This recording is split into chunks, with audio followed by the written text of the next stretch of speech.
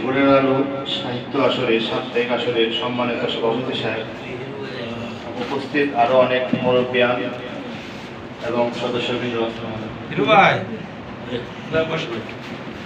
আমি গত সপ্তাহে একটা সম্মান অনুষ্ঠান ছিল, রাজা ভাই বলছিল যে একটা গান যদি পারেন লিখে নিয়ে আসে, নিয়ে আসছিলাম।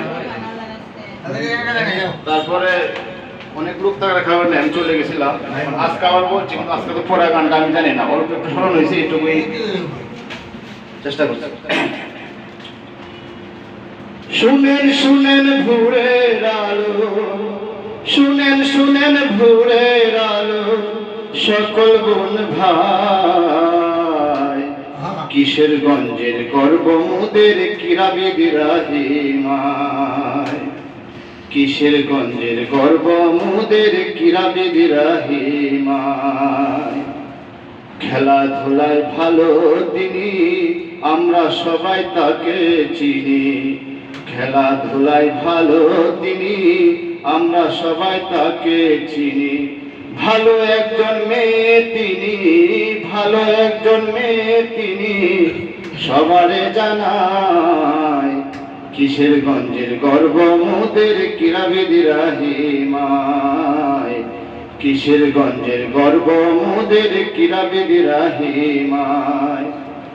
ভোরের আলো সাহিত্য আসর আমাদের প্রাণের আসর, ভোরের আলো সাহিত্য আসর আমাদের প্রাণের আসর।